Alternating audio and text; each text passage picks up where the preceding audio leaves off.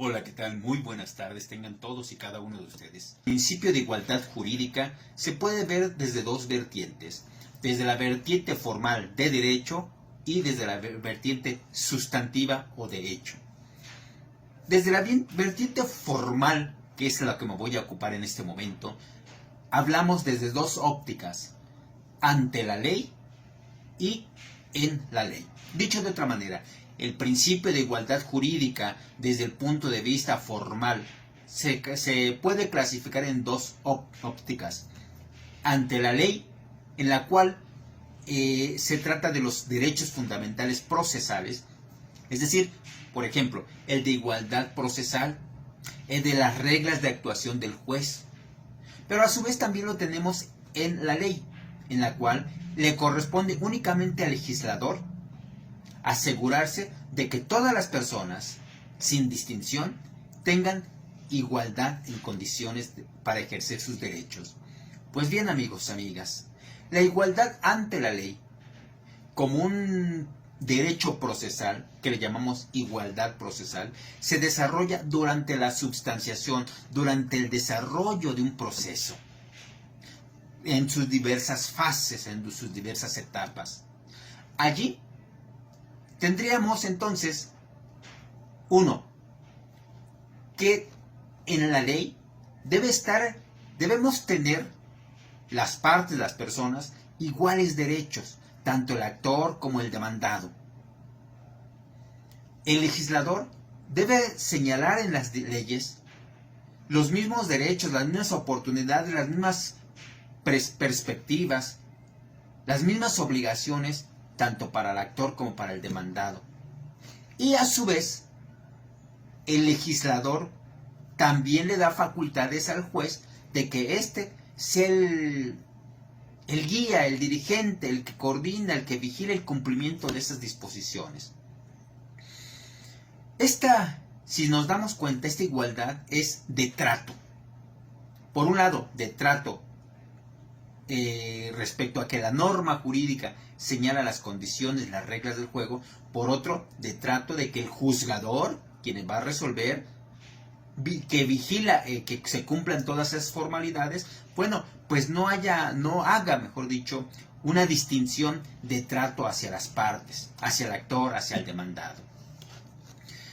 En pocas palabras, se trata de que aquí no exista discriminación, y mucho menos por cuestiones, por ejemplo, que una de las partes, actor o demandado, pertenezca a un pueblo indígena, o que por cuestiones de género haya una discriminación, o por cuestiones del sexo.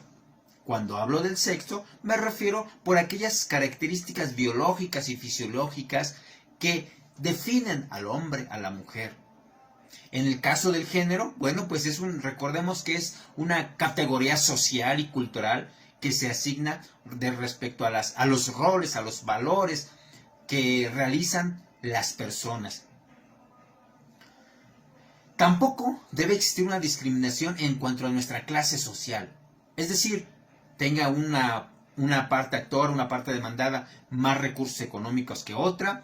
El juzgador debe ser imparcial, juzgar sin ver esa desigualdad económica, sin tomar en cuenta las ideologías, las costumbres de las personas, de los litigantes, de los que tienen el conflicto. Tampoco debe tenerse en consideración el estatus político, si yo pertenezco o no a un partido político, etc. Esas reglas del juego pueden ser, estas cuestiones, pueden haber limitantes, ¿cierto? Porque recordemos que los derechos no son absolutos, son relativos. Entonces, pueden haber restricciones, pueden haber limitantes, pero estas no deben atentar contra la dignidad de las personas y mucho menos anular o menoscabar el ejercicio de sus derechos fundamentales. Ahora bien, el ejercicio de este derecho fundamental, igualdad procesal ante la ley, nos otorga a las partes, al actor, al demandado, mismos derechos, expectativas, posibilidades, cargas procesales, por un lado. Por otro, al mismo trato por parte de los juzgadores hacia el actor, hacia el demandado.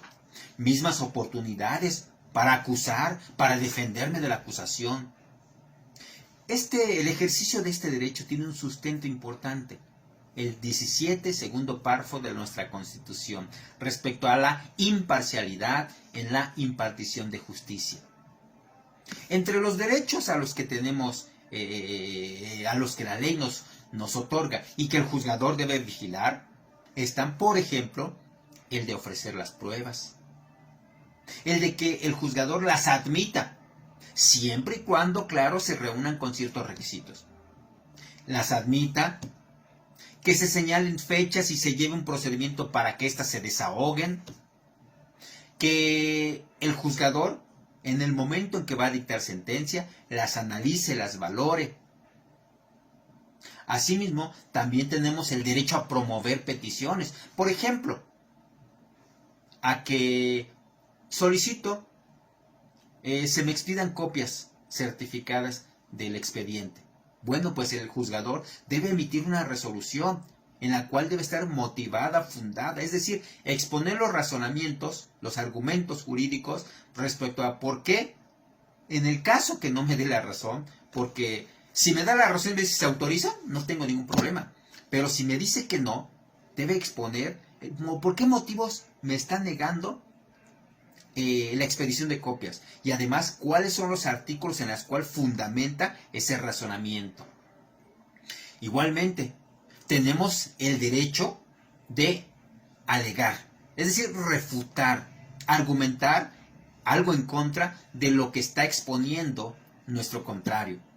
Por ejemplo, si a mi contrario le admiten una prueba y yo considero que es ilegal, bueno, tengo el derecho de argumentar bajo el principio de contradicción. Aquí entra algo que le llamamos contradicción, es decir, es un ejercicio de refutar, de argumentar el por qué motivo no le deben de admitir, en un ejemplo, en el caso de admisión de una prueba, no le deben admitir la prueba a mi contraparte. Una vez que ya se hayan desahogado las pruebas, que ya no quede pendiente por desahogar, pendiente por realizar en el proceso, entonces nos van a dar, el juzgador nos va a informar, nos va a notificar, decimos en el ámbito jurídico, nos va a dar vista de que podemos dentro de ciertos días alegar lo que a nuestro derecho corresponde. Es decir, en pocas palabras, lo que voy a hacer como parte es manifestarle ante el juez o manifestarle al juez que, de acuerdo que las pretensiones que yo manifesté en mi escrito de demanda o en mi contestación de demanda, y de acuerdo a las pruebas que ofrecí, que se desahogaron y que la información que arrojaron, de esa información se advierte que, en efecto, a mí me asiste la razón. En esos alegatos, expresarle un razonamiento, una conclusión que de lo que yo mencioné en un principio y la información que arrojó durante el proceso, durante el desarrollo del proceso, se advierte que sí tengo la razón. Por tanto, mi pretensión es procedente y se me debe de otorgar. Cada una de las partes van a hacer lo mismo. Cada quien va a hablar a su favor. Esto, una vez ya el juzgador, pues va a pasar a emitir una sentencia. Pero también tengo el derecho de que esa sentencia yo la puedo impugnar, la pueda recurrir. Si yo considero que en algo, aunque me hayan dado la razón en general, pero algo no me es favorable, entonces puedo impugnar. Impugnar significa que puedo acudir ante otro tribunal, ante un superior, un juez superior, digámoslo así como juez, que nosotros le llamamos en el ámbito jurídico un tribunal o uno de alzada, a efecto de que me revise esa sentencia. Y además, tengo el derecho a ser tratado con respeto, con prontitud. Tengo también las mismas posibilidades que el actor y que el demandado. Posibilidades a solicitar copias, a solicitar que se amplíe el plazo para el ofrecimiento de alguna prueba, por ejemplo, a renombrar abogados a revocarlos. Tengo el derecho, la posibilidad de cambiar de domicilio. Pero además de esos derechos tengo obligaciones, tengo deberes, que le llamamos cargas procesales. Por ejemplo, todo ese procedimiento se debe cumplir dentro de ciertos plazos, bajo ciertas reglas, ciertos requisitos. Ejemplo, en el caso de las pruebas, deben de reunir ciertos requisitos para que sean admitidas, y durante su desahogo deben de reunir ciertas reglas. Además, tengo la obligación de impulsar el proceso, es decir, de no permitir que el desarrollo del procedimiento esté ahí estancado. No, yo tengo la obligación de decir al juez, señor juez, ya está integrado, ábrase la siguiente fase o ya procédase a resolver, etcétera, lo que yo considere pertinente y que me autorice la ley. El chiste es de que el expediente no esté ahí estático. Tengo que impulsarlo. En caso de que no lo haga, hay una figura que llamamos caducidad de la instancia, donde tiene una sanción. Si yo no promuevo en determinado plazo, si no impulso el procedimiento, el juzgador puede decretar que ha caducado la instancia. Dicho de otra manera, es una forma extraordinaria de terminación de ese procedimiento, de ese proceso. Y ahí, bueno, pues entonces no se entra al análisis del conflicto. Además, decía yo, de estos deberes, aquí nace algo que nosotros conocemos en el ámbito jurídico como el principio dispositivo, en donde las partes, actor, demandado, tienen el deber, decía yo, de impulsar el procedimiento, de iniciarlo, de impulsarlo, para que camine, para que se desarrolle, para que el juez pueda ir avanzando y él llegue a la etapa de que resuelva. Además, tenemos la obligación de determinar la litis, es decir, de decirle al juez cuál es el punto de controversia en sí, en particular. Recordemos que tenemos la carga, el deber de impulsar el proceso para que así haya un esclarecimiento de la verdad. Por un lado, pero a su vez también el juzgador tiene la obligación de, bajo este principio dispositivo, de no echarle la mano, digámoslo así, a las partes. Dicho de otra manera, no debe dar contestación a la demanda si el demandado no lo hace. El juez no tiene la obligación de fijar la litis, eso lo deben hacer las partes, porque entonces estaría sustituyendo en favor de alguna de los conflictuantes, de las partes en el proceso. Además, tiene la obligación de señalar en qué momento ya está todo disponible para efectos del desahogo de las pruebas, etc. Y por supuesto, durante ese desarrollo del procedimiento o del proceso, tendrá la obligación de verificar que las partes nos conduzcamos con estricto apego a la ley, con respeto, para así llevar una correcta secuela procesal, un adecuado desarrollo del proceso.